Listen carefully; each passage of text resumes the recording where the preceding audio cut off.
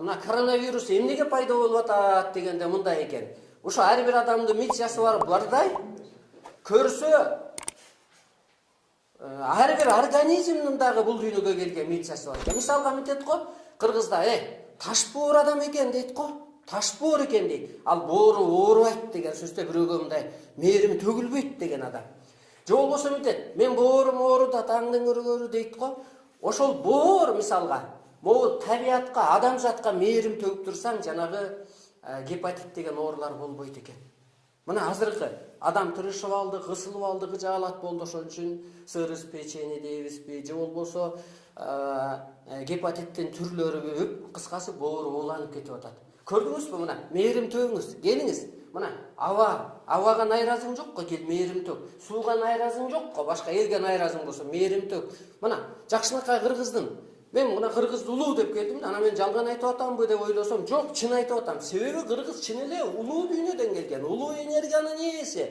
Мен кыздарга айтам да, булар пенде эмес, булар периште дейм. Чын эле жаның асмандан мындай периште болуп турганда, анан жерге кызматка түштү да, ошондуктан мына ошентсең бооруң оорубайт экен. Демек, боордун кызматы только канды тазалоо эмес, ошол мээрим төгүп турсаң оорубайт. Анан өпкө эмнеге ооруп атат? Ооруп атат мисалга 3 түрлүү адамдарда ошол жана коронавирус жыгат экен, ооруйт экен да. Бул могу китепте бар, ааламдан берилген. Бул 2007-жылы жазылган.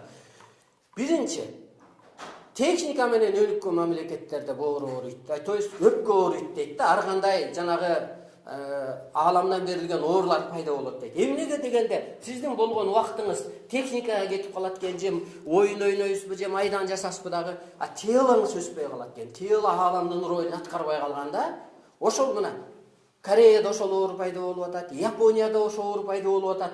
Ошондуктан мына өпкө оору болбош үчүн эмне кылыш керек? Доохту бийиге алып жүрүш керек. Доохту. Мен ошол духум болгон үчүн айтып атам да, мен Кытайга вирус жөнөтөм. Аны мен былтыр айткам, жана Солтон Сарыга нарындыктар, булутоолуктар барып, жана кытайларды айдап түшкөн кезде, ошол кезде посольствосы карыстуу болуп баштаган кезде, мен бийик дух менен айтып атпаймынбы? Баатырда бийик дух болгон да, баатырларда. Көрдүңүз, ошон үчүн жаңы доордо бийик дух менен жашасаң өпкө оору болбойт экен.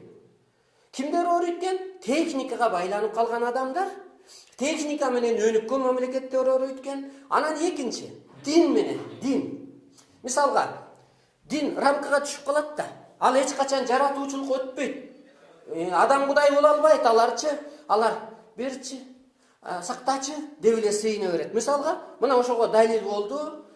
Папа Римский ооруп атыптыр дейт, ал өлөт. Анткени анда мындай кысылып калганда, мына 15 жашка чейинки балдар эмнеге оорубай атат деп атпайбы, окумуштуулар Кытайда.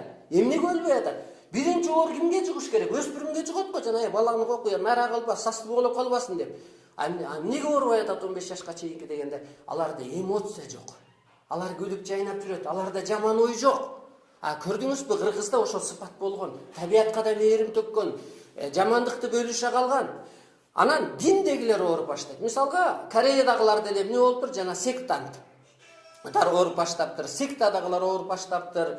Ошол монастырбы, мисалга, мына көрдүңүзбү? Анан Иранда башталды, Арабияда башталды. Динден чыгыш керек. Мен өзүм динде болчумун. Ушул илимди алгыча, ааламдан байланышкыча мечит салгам. Азыр сыйынуунун доору бүттү. Сырдашып, сыйкыр касиетти иштетчү мезгил келди. Мисалга, мектепте жүргөндө атама энеме сыйынам, атам не кылайын деп угуп болгонун.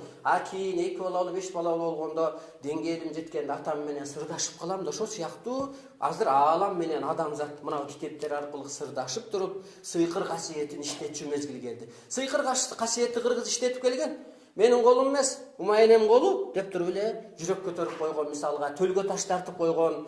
Анан дагы кимдер ооруйт экен? Иньянда. Мисалга, мына Кытайлар эмнеге ооруп баштады?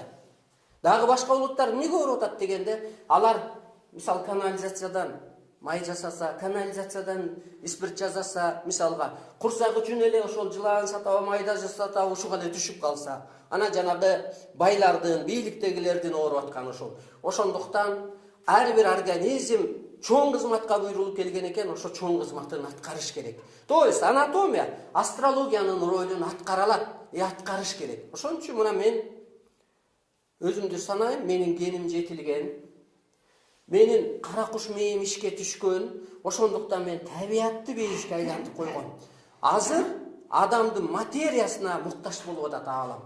Мына мен эмнеге сүйлөп атам? Анткени менин оозум жеткирип атат. Оозум жеткириш үчүн менин башым ошонун баарын мындайча айтканда соображать этип, иреттеп чыкты. Бүгүнкү күндө мен дүйнө элине элчилик кылганга дагы мына мен сүйлөп атканда адамдар эстейт. Ошо мен теледе сүйлөп атканда адамдар айыгат.